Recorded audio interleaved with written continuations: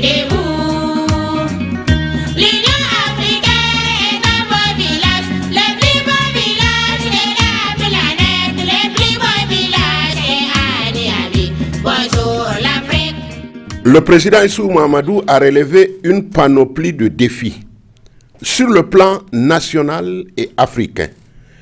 Au plan national, nous en citerons 3 principaux défis: l'accueil, la sécurité et l'organisation du 33e sommet de l'Union africaine. Premier défi, l'accueil. Il y a 2 ans, personne n'imaginait que Niamey pourrait accueillir des hôtes de marque de toute l'Afrique.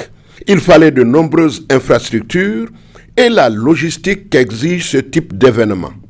Issoufou y est parvenu. Second défi, la sécurité. Niamey a été sécurisé. Il n'y avait ni chars ni autres armes de guerre qui circulaient dans la ville. Tout s'était passé dans la sérénité, le calme, la paix. Troisième défi, l'organisation du sommet. L'efficacité des différentes commissions était sans faille. Pas de couac, même pour les événements parallèles avec les premières dames et les autres organisations. Le monde entier a applaudi le Niger. Sur le plan africain, les enjeux étaient également de 3 ordres. Concrétiser un vieux rêve, faire tomber la réticence de certains pays, relever le record d'affluence de l'Union africaine. Concrétiser un vieux rêve. Issou Mahamadou vient de faire prendre corps à un projet emblématique de l'Union africaine. Le plus grand marché du monde, et cela en un temps record. Un marché d'1,2 milliard de consommateurs, et tenez-vous bien, un marché qui pèse 3,4 milliards de dollars, soit plus de 2040 milliards de francs CFA en produit intérieur brut. Faire tomber la réticence. La plus grande économie africaine, le Nigeria, et le Bénin étaient réticents. Mais voilà que Mohamedou Buhari et Patrice Talon font honneur au président Issoufou en signant ici même à Niamey l'accord sur la ZLECAf. 54 pays sur 55 ont donc signé l'accord. Mieux, c'est maintenant 27 pays qui ont ratifié la ZLECAf, un quorum bien au-delà de celui à atteindre pour lancer le plus grand marché du monde. Seul l'Érythrée traîne encore les pieds. Relever le record d'affluence de l'Union africaine. Ils étaient tous là. Tous les 55 pays africains étaient représentés. On comptait 32 chefs d'État, 17 vice-présidents et ministres des Affaires étrangères.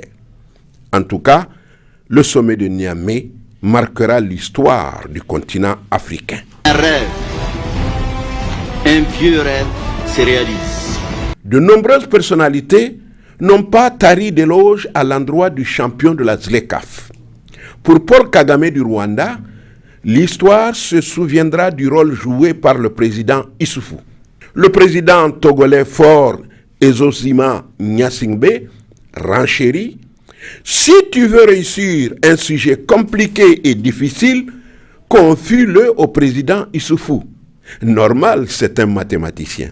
Le président de la commission de l'UA, Moussa Faki Mahamat, lui est persuadé que le sommet de Niamey marquera à jamais l'histoire contemporaine de l'Afrique. Au président de la Banque africaine de développement de rajouter: je suis venu saluer et féliciter le président Issoufou pour ses qualités exceptionnelles et son leadership.